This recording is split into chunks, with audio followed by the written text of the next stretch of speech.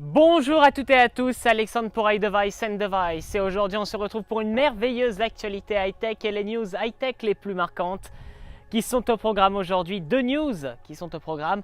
Bien évidemment aujourd'hui le 23 juillet 2018, j'ai une extrême joie de vous retrouver aujourd'hui, une semaine après l'actualité Apple 7. On se retrouve maintenant pour une actualité high-tech. Qu'est-ce qu'on va parler aujourd'hui? De quoi va-t-on parler aujourd'hui en high-tech? C'est parti, actualité high-tech, ça commence maintenant.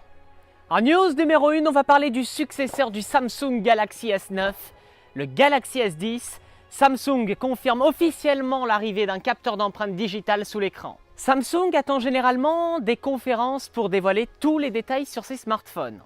Le responsable de la division mobile de Samsung a déjà évoqué le successeur du Samsung Galaxy S9 et a annoncé qu'il aura un capteur sous l'écran.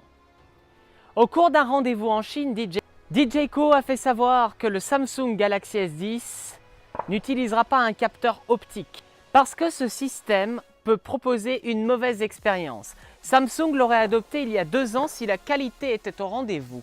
C'est pour ça qu'ils ne l'ont pas fait. C'est pour cette raison donc que Samsung va passer à une meilleure solution avec le capteur en passant par des capteurs à ultrasons. DJ Co confirme donc une rumeur qui circulait depuis peu. Si Samsung maintient son calendrier habituel, le Samsung Galaxy S10 serait présenté au début de l'année 2019 avec une disponibilité en mars 2019.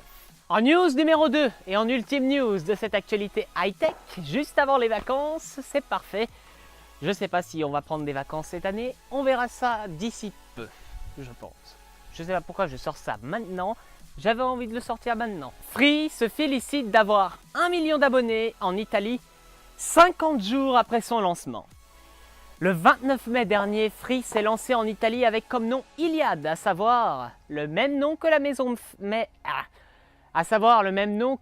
mère de Free en France.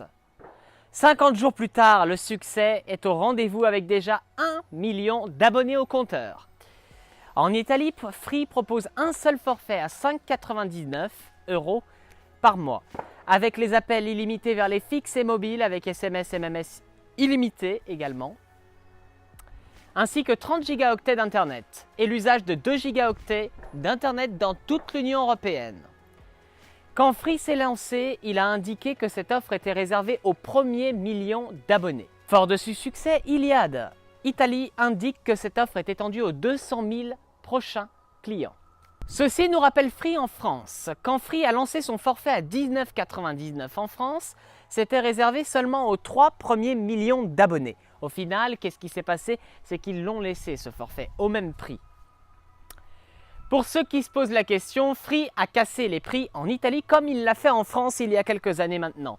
Certaines options comme la messagerie vocale est incluse avec Free en Italie, tandis qu'avec les autres opérateurs en Italie, elle est facturée cette option.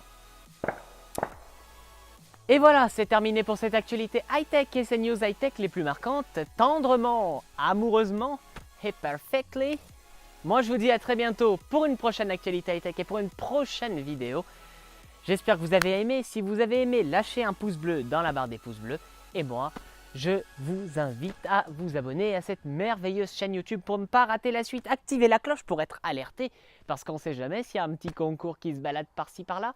Il faut la notification. Je vous souhaite une bonne journée et je vous dis salut.